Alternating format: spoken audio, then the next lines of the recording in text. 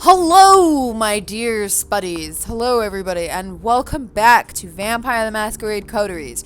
As per usual, let me just briefly mention that the threshold to consider this series like a success and whatnot, and to continue it going is about 30 views, which I think is fair.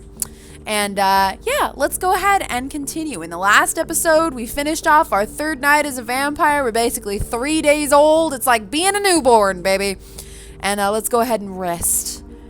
Now, we did use we used our powers twice the night before. And as you can see, we have a lovely splotch of blood on the screen. I didn't read that. And, oh, okay, here we go. Once more, darkness falls upon the city. You wake up, same as you have these past few nights, in a windowless room. As you pry open the reinforced steel door, you look out the window to see, invariably, a sky bereft of sunlight, and then it hits you. The hunger. For a moment, you let yourself wonder if there will ever come a night when it's just not there. Given what you've learned thus far, you probably have as much chance of kick-starting your heart with jumper cables. You lock the apartment behind you and head over to Sophie's apartment. You did promise to call on her. Might as well not keep the lady waiting. And, hey, what else are you gonna do? Get in touch with your boss? He's probably looking for you, if only to scold you for the unattended files piling up on your desk. But what is he going to do? What is he gonna do? Call the cops? Ugh, not worth the hassle. You're almost hoping, well, I mean, considering, didn't he set up that meeting with me? Is my boss in on this? I mean, there are humans who can be in on this. Addicts, obviously, as we've seen. It would make things easier. Wait. You're almost hoping the few coworkers that seem to give a shit about you were faking it. It would make things easier. A fresh start from the ground up. Just like old times. These thoughts put you in a weird mood. It's a strange sensation to walk the crowded streets, same as you have so many times before, but feeling so disconnected. All these people. You're not one of them. Not anymore. You're a vampire, kindred, and you need to carve your own path in this strange new existence one way or another. Appropriately enough, you arrive at Sophie's building just as that thought crosses your mind. A quick word with the security guard and you're led into the elevator. Apparently, Mrs. Langley is expecting you. Mrs. Of course she is. You knock and wait, patiently as the footsteps on the other side grow closer. Finally, the door opens and Gregory, Sophie's driver, invites you in. You find the lady herself standing by the window, silhouetted against the city's midnight glow. She stares out, motionless, like a marble statue. Ooh, lovely.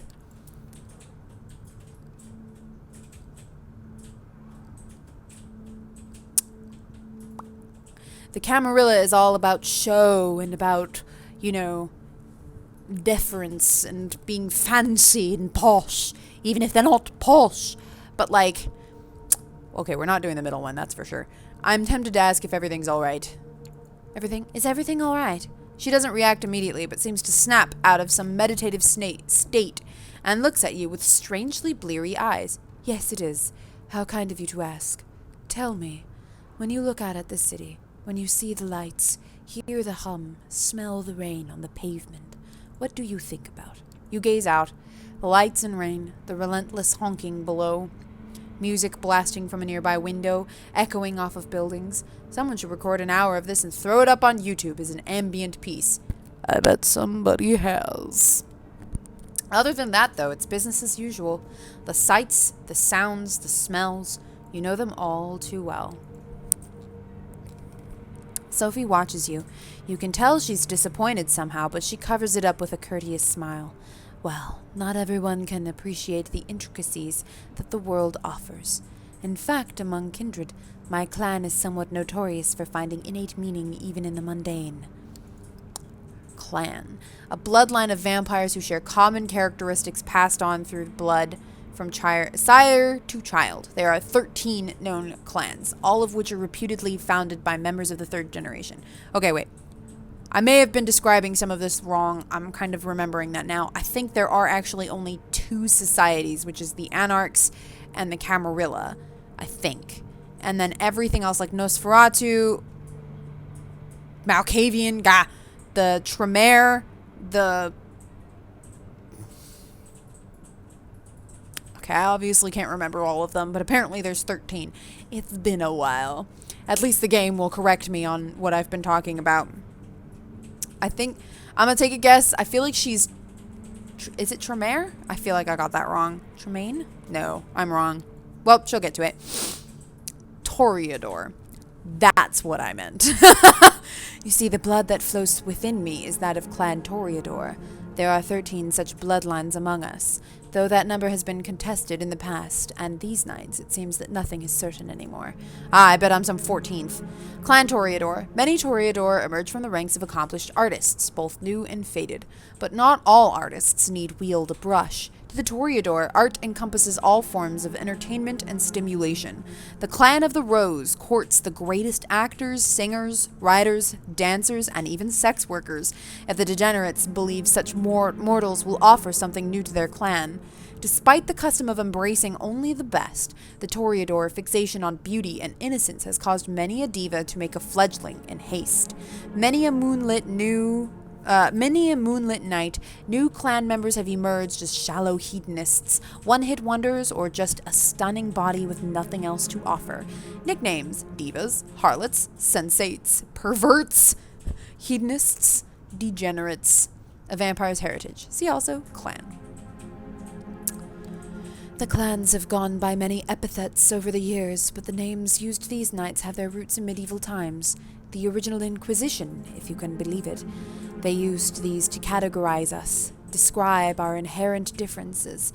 In time, we adopted them ourselves. That makes sense. Each clan has a uniqueness about it, inescapable, originating from an ancient progenitor, carried from sire to child. A vampire created through the embrace. The child is the progeny of their sire. This term is often used derogatorily, indicating inexperience. Plural is childer.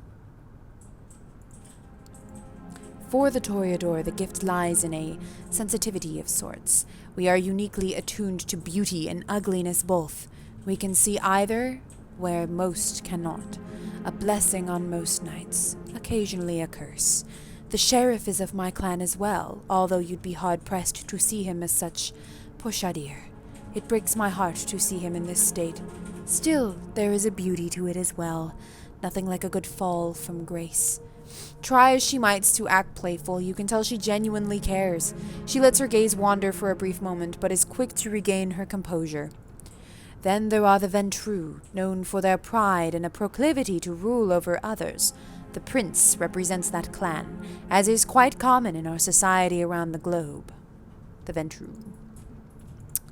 Oh my word, that has a lot. While many other clans claim positions of influence in mortal politics and business, no one can rival the VENTRUE in the game of pure power and wealth. They have long been the leaders of the Camarilla, holding more positions of power than any other clan, and they are loath to give that up.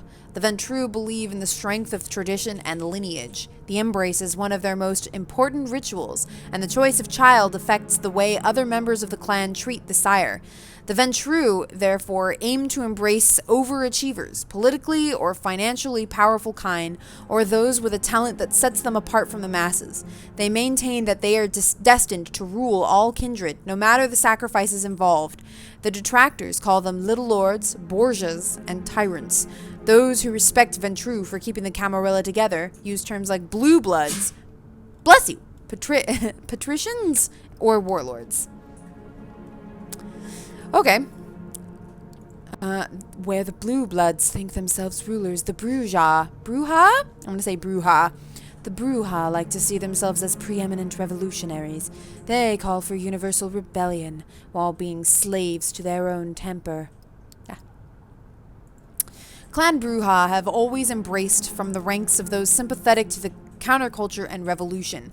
They seek out allies who question normative ideas and recognize the fire of the oppressed. They gravitate toward the underdog. Oh, and recognizing the fire of the oppressed, they gravitate toward the underdog. Common perception place punks, gang members, maladjusted immigrants rejected by the society that should protect them, and placard-carrying and Molotov-wielding rioters among the BRUJAH. While the above is sometimes true, the clan adheres to no single ideology, and their desire for dissent reaches as deep as the fraudster ripping off his own company, the lawyer representing the poor the poor pro bono, and the neo-Nazi claiming to be alt-right, and the basement dweller downloading thousands of movies illegally for redistribution on streaming sites. So wide range. Fledglings embraced to fight and protest are commonly referred to as rebels, punks, or rabble. I'm sure we can understand what clan they make, or what sect they make up for the most. We don't discuss the rabble much anymore, not after they've largely broken off with the Camarilla. To think they were philosophers once, long ago. I hope to tell you more about some of the other bloodlines tonight. What's my clan? Do you know what my clan is? No, I can only guess it based on certain aspects of your behavior and tastes. You will need to come to your own conclusion and seek validation from your clanmates, if you require such a thing. As you will no doubt learn, some kindred fit these stereotypes more than others. The blood is hard to deny, though there are certainly those who try. But that is perhaps a subject for another time. I invited you here for a reason. There is something I wanted to speak to you about.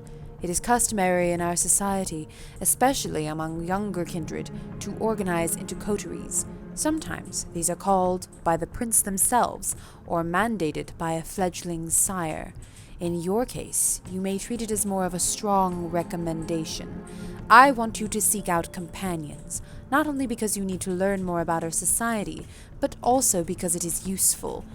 True friendships are rare among kindred, but having allies, even temporary ones, is something of a necessity these nights. We might be selfish creatures, but we are drawn to each other nonetheless. Do you have your own coterie? So tell me, are you part of a coterie? Any close allies? I do have those that I trust enough to work with, yes. Not a coterie exactly, though I have joined several of those over the years. You're giving her an accent again. Let me try that again. Not in over a century, though. You, however, you would do well to meet some of the city's younger kindred and see if you can find a connection. It's an essential experience for one so young. She puts on a mysterious smile. Okay, but can I form a coterie with frickin' Qadir, because he's my favorite. I spent some of my precious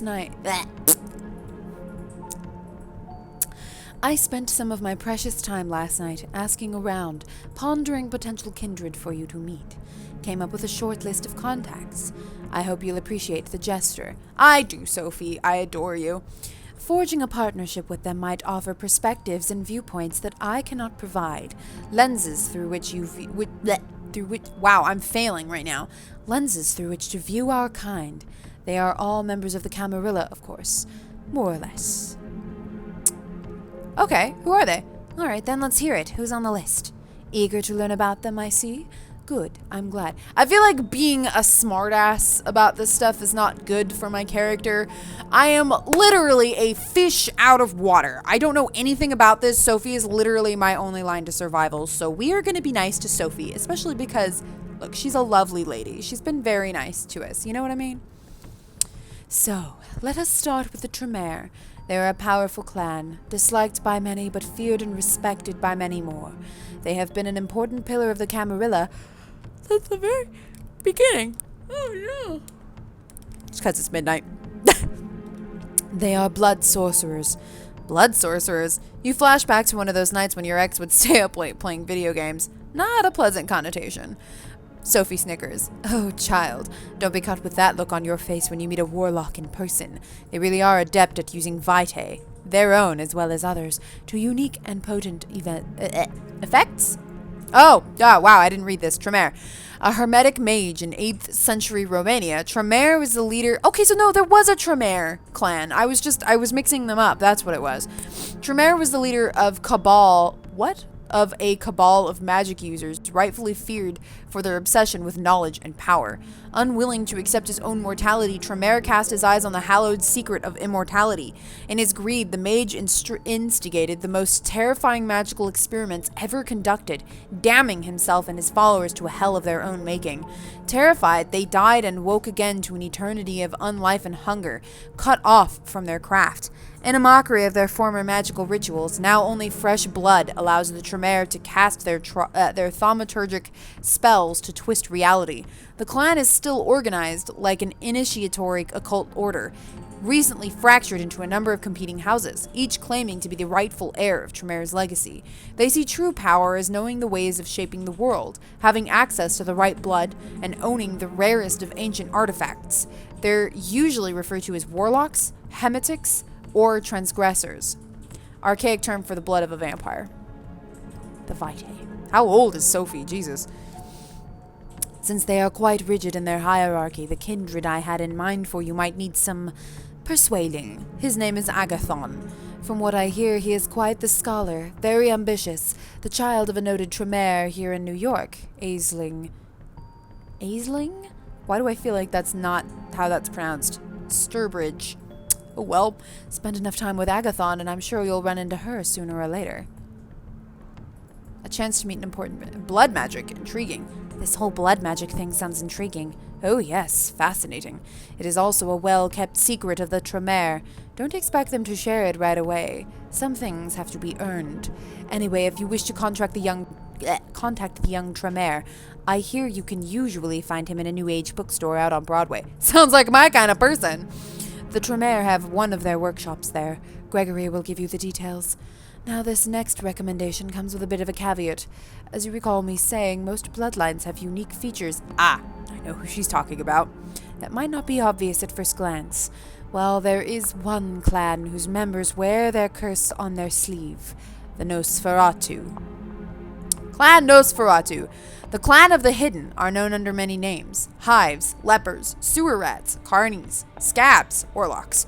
But a few of them sound pleasant. For the NOSFERATU, the embrace is a journey through abjection, as the blood of the horror gradually deforms the struggling tissues of the human body into grotesque abominations. Weeks of pain result in deformities similar to terrible birth defects, cancer growths, crippling injuries, and leper-like sores. Those who endure it find themselves as monstrous echoes of Marnau's silver screen vision, but perhaps pain and humiliation teaches compassion. The NOSFERATU, as they jokingly call themselves, are the most humane of the kindred, wearing their curse on the outside rather than the inside. To blend in, some call on the blood to wear the borrowed faces of their victims or disappear from sight, while others rely on prosthetics and heavy makeup. No kidding. The way she said it, you're pretty sure it should mean something to you. Other than sounding foreign, it doesn't ring any bells. No wonder they make their havens in sewers, abandoned buildings, and such. Their appearance is hideous and obviously unnatural. Had they walked the streets like other kindred, the kind would have learned of our existence long ago. Did she just shudder? It's hard to tell with her usual complexion, but you could swear her skin suddenly took on an even more sickly color. The one I have in mind isn't as big an eyesore as the rest of them, but he is no Adonis either. Still, he has some talents and connections that you might find useful. His name is D'Angelo, and he has an office, for lack of a better term, in the otherwise abandoned grain terminal in Red Hook, right next to one of those Swedish stores. The name escapes me. The one with the awful furniture. IKEA. What IKEA? We'll just say, what connections does he have? You mentioned this D'Angelo has some useful connections. I was just getting to that.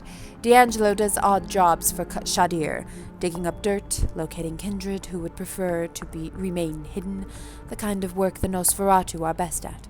He's on a case right now, something to do with kind murders, I think. Ooh, that sounds fun! I mean, solving mysteries. After your initial brush with our dear sheriff, I think it would be wise to do some goodwill towards his agenda. I'm in! It brings me closer to QADIR! I love him! Assisting D'Angelo with his investigation might be just the thing. Also, murder mysteries! She takes a brief pause to look out the window again. Now come the two more exotic proposals. Exotic? As if the blood mage and the vampire detective were business as usual. The Gangrel! Ooh, they're cool. Clan Gangrel are outcasts, wanderers, rogues, and hunters. They make havens in the poorest parts of the city and feel no shame for doing so. They claim few domains as their own, but defer to no prince. If a feral enters a city, the prince will either accept it or have to fight the feral to get them to back down. Gangrel embrace from the ranks of survivors and fighters, leaders of prison crews and gangs, explorers, urban and otherwise, and any kind who sees the world as something to traverse instead of something to hide from. They care not for looks or title, but for accomplishment and reputation. They are commonly referred to as wolves, feral, and outcasts, or, in a more derogatory manner, as animals, strays, and savages. They're animalistic, the Gangrel. You may have heard about the Gangrel before. They are a wild clan. Where would I have heard about the Gangrel, Sophie? I've been a vampire for 3 nights. Where would I have heard about this? They are a wild clan, in touch with their beast in a way others might not dare to attempt. They mostly keep out of the big cities, but there are exceptions. Nominally, they haven't been part of the Camarilla for over 2 decades, but the one kindred I would like you to meet has strong, shall we say, familial ties to the sect. Her name is Tamika. Her sire, Jezebel, oh, that's a vampire name, was instrumental during the Battle of New York back in 1999. The very same battle that cemented the city as a Camarilla domain. Sadly, her achievements have gone largely unrecognized. Tamika and a number of her siblings still reside in the domain they were awarded after the battle, Prospect Park. Jezebel herself left the city some years ago, fed up with being underappreciated.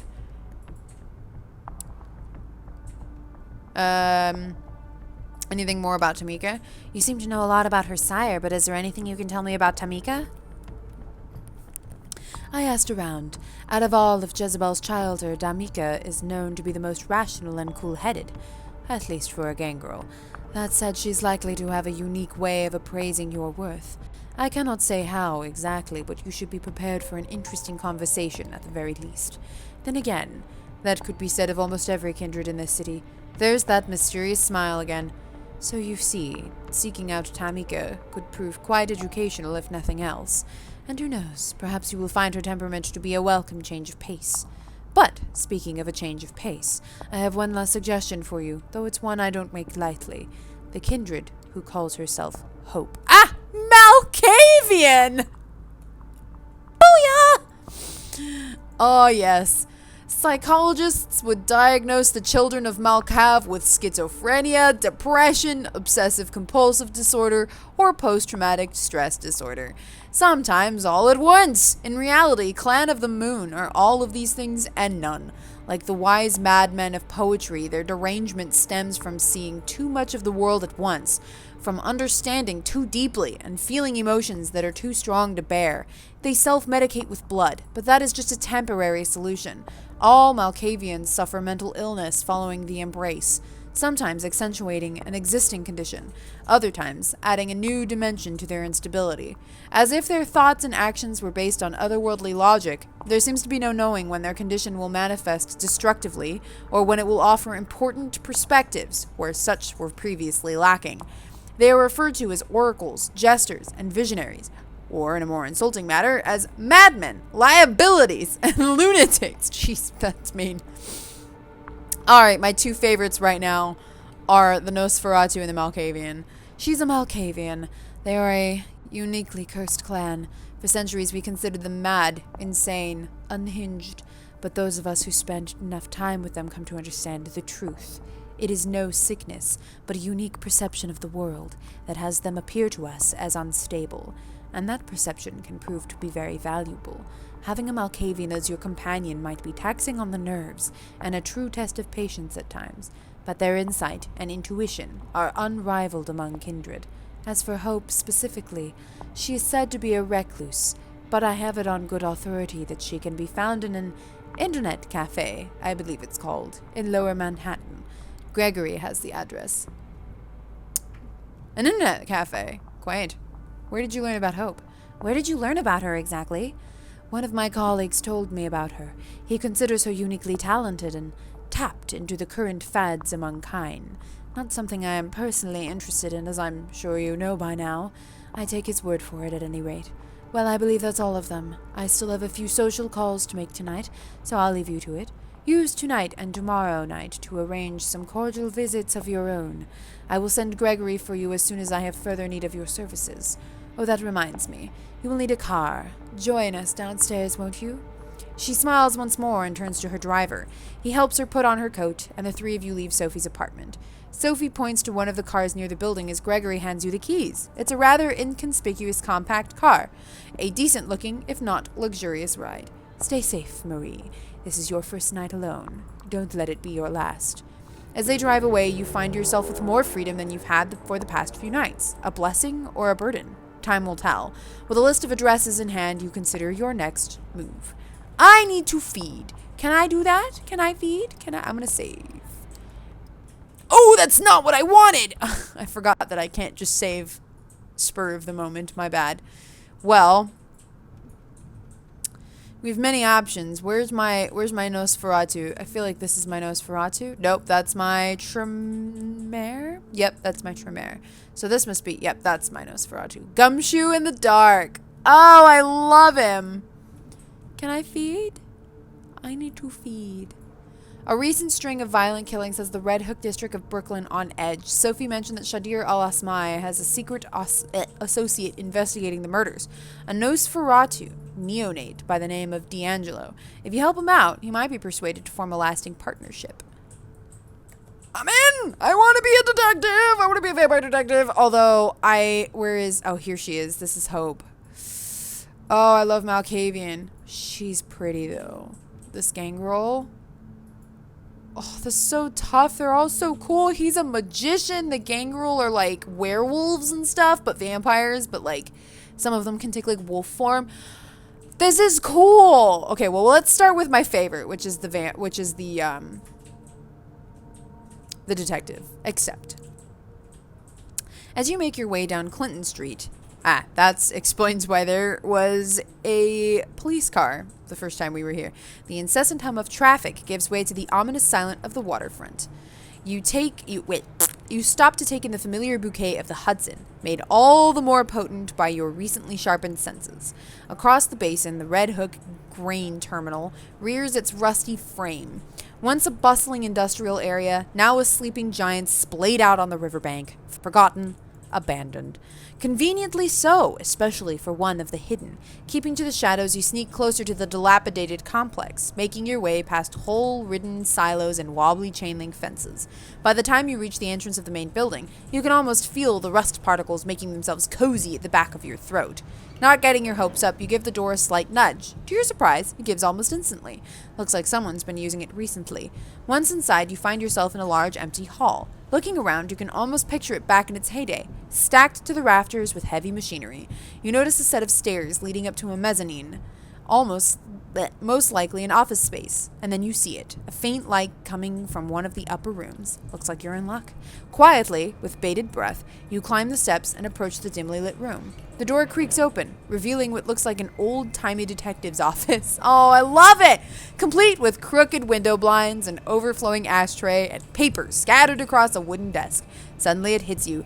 That nagging feeling. This is all too convenient, too inviting. Before you can react, the trap is already sprung. A plume of cigar smoke wafts over your shoulder. The barrel of a gun rubs against your spine. A raspy voice whispers in your ear. Let me guess. Took a wrong turn at the third silo. Attempt to talk down the assailant. I don't want to use too many powers because we haven't drank and we already have some blood. So let's attempt to talk him down.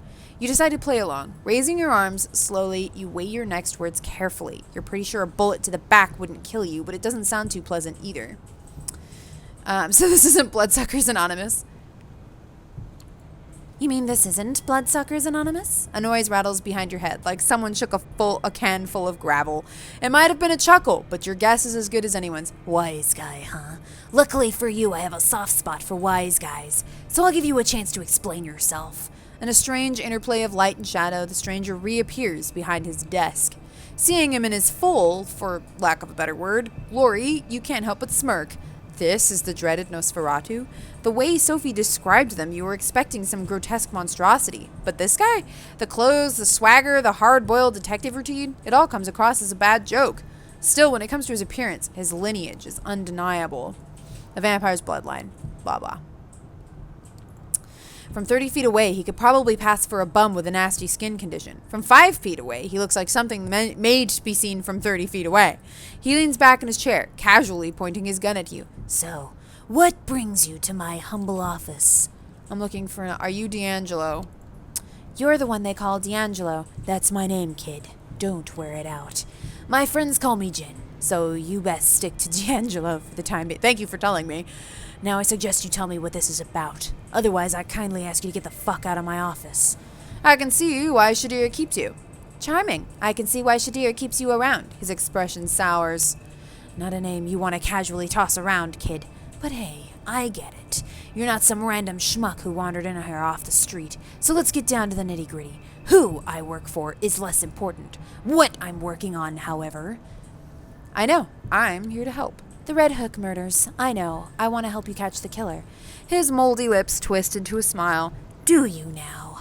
D'Angelo lowers his shades. For a second, he sits motionless with his eyes fixed on you. Suddenly, he raises his gun, almost making you flinch. Almost. Then he twirls it into his shoulder holster in a I'm dying. In a flashy display that definitely looks like it was practiced. A lot. In front of a mirror. You see the NOSFERATU's lips move, but the quiet mumbling clearly isn't meant for your ears. Listening in, you're able to catch snippets of his monologue. Sure, they seem to care. What was the end game? What was their angle? Everybody's got one, even if they pretend like they don't. Especially then. What the hell? Maybe this town finally got to me. He pauses, sticks a fresh cigar between his crooked teeth. Maybe a good leap of faith is just what the doctor ordered. Do I have a light? I can offer him a light? Anyways, I think I'm going to go ahead and end this episode here. It's about 30 minutes, 10 minutes longer than the last episode. Thank you so much for watching, everybody. I really appreciate you continuing and watching the series. I really like it, and I'm really excited to see where this goes. I really like Vampire the Masquerade, and this is like top tier visual novel content. Okay, I love the art, I love the story, I love the content, I love the choices, and I'm ready for it. I'm so pumped. I'm excited. All right. Thank you so much for watching again, and I will see you guys next time. Bye.